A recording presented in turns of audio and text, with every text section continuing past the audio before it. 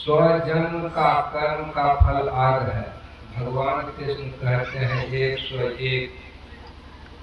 उस समय भी आप राजा थे, शिकार खेलने के लिए निकले, मार्ग में मिल गया सर्प, आपने अधमरवा मार करके नाक फेंक करके पंजेल किए और 18 दिन के बाद में वह सर्प ने प्राण त्यागा।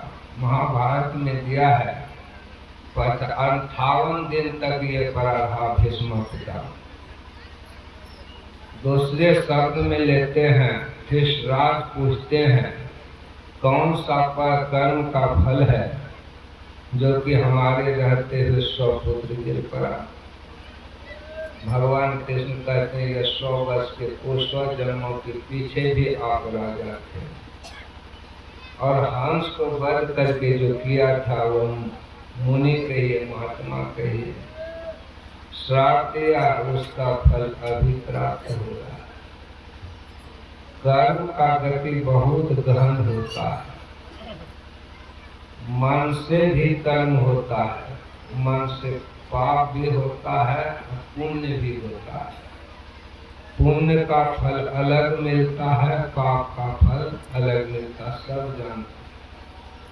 वचन का भी फल शुभ और अशुभ होता है, शरीर का भी फल शुभ और अशुभ होता है।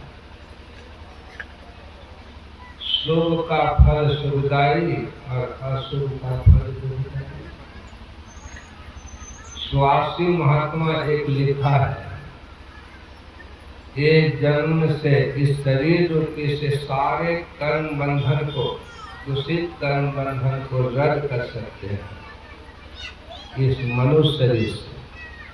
और एक ऐसा यह शरीर है कि अशुभ कर्म इतना करने पर 84 लाख योनि तक भी अगर सोलाते हैं तो फिर भी नहीं छूटता है, जो कि बराबर लेते हैं गोस्वामी तुलसीदास महाराज की वाणी, 184 धर्म के पांव पर अटके जाए, अब की पासा ना पड़े तो फिर 84 जाए। बहुत 2.25 अरब वर्ष इस शरीर 84 लाख योनि को समय को पास करने में लगता है। सभी योनि के बाद में अंतिम यह शरीर मिलता है, ये मनुष्य शरीर। इस सिलसिला में चाहे भगवान हो तो क्या, लखन लाल का यह वचन है, बोले लखन मधुर मृदु वाणी, ज्ञान वैराग भक्ति रसानी। ज्ञान वैराग और भक्ति तीनों का संयोग से ही दिखता है।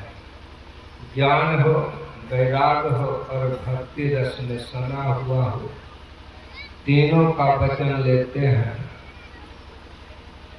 ज्ञान वैराग भक्ति रसानी, काहुन कौ सुख दुख कर दाता, निज कृति कर्म भोग सुनिधाता। कोई किसी को न सुख देते हैं, न कोई किसी को दुख देते हैं। हे निषाद, ये भगवान है तो क्या, राम है तो क्या, अपने कर्म का फल तो भोगना ही पड़ता है।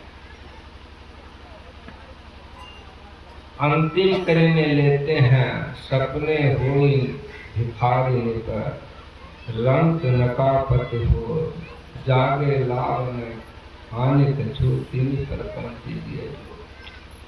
जगना इस अवसर को नहीं कहते हैं, जगना संकेत करते हैं। हमारे एक संत लिखे हैं, माया मुख जागे सभी, सो सोता कर जान, दरिया जागे ब्रह्म दिशा सो जागा। संकेत कर रहे हैं, ये जगना नहीं है, याक से ऊपर जगने का यहाँ संकेत करते हैं।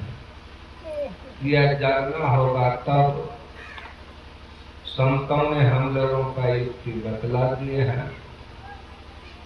मानव जप, मानव ध्यान, दृष्टि और क्रिया धीरे धीरे करने के बाद में सारे आवरणों उतरते हैं, यह शरीर पर आवरण है स्थूल का, सूक्ष्म का, कारण का, महाकारण का। निज केवल का जो है आपका निजी घर है। यहाँ पर आकर के भगवान बुद्ध चैलेंज देते हैं, एक घर बनाने वाले, अब इस घर को आप नहीं बना सकते हैं। तेरे घर को मैं तोड़ मरोड़ दिया, समाप्त कर दिया। सारे कर्म बंधन को तोड़ देते हैं। यह कर्म बंधन कहाँ तक पहुँचता है? सत्संग में लिखे हैं, भमर गुफा में देर होए बैठो, देखियो अधिक उजियारा। सहज वाई के वचन में लेते हैं, भमर गुफा यहाँ तक कर्म बंधन पीछे करता है, और यह कर्म बंधन जब समाप्त हो जाता है, स्वयं बाबा देव साहब का संकेत है। जिस तरह से लाठी में लाई लपेटी है, कितने बच्चे को खींच खींच करके देते हैं, पर पूर्ण तरह से उतरता है तब जबकि वो लाठी को लाई अग्नि के समीप ले जाते हैं, सारे बरत करके उतर जाता है, एक निहत्था लाठी बचता है। ठीक उसी तरह से जीव पर यह सब बारी बारी से पर्दा लगा हुआ है। पूज्य साई स्वामी जी महाराज लिखते हैं, जीव पर तीन पर्दा है छाया, जो साधन से जो न वो हटाया। जीव पर तीन पर्दा, और प्रातः काल लेते हैं, घटकम प्रकाश वो शब्द कट त्रय, जीव पर है छाय। तीन पर्दा है। यह उतरेगा कैसे? यह सत्संग जोर मारता है ध्यान पर, ध्यान मारता है जोर सत्संग। भगवान बुद्ध का वाणी है, ज्ञान और वैराग दोनों चाहिए, ज्ञान और योग दोनों चाहिए। दोनों जो है पक्षी का दोनों पंख है। पंख को अगर काट दिया जाए तो पक्षी उड़ नहीं सकता है। ठीक उसी तरह से ये ज्ञान योग को पूरा करते हैं, योग ने ज्ञान को मारते हैं।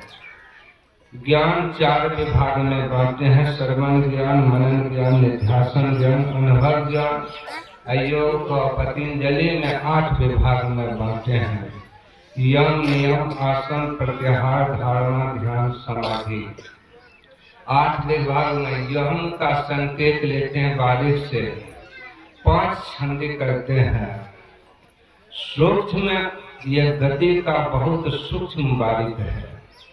महाभारत में जब देखते हैं, जब एक अंकुश पर कश्यप को एक अंकुश पर तीर के नोक पर डाला हुआ है, कहा ये संकेत करते हैं जो धर्मराज ने धर्मराज को उत्तर दिए थे, और वही आगे चल करके विदुर जी हुए थे।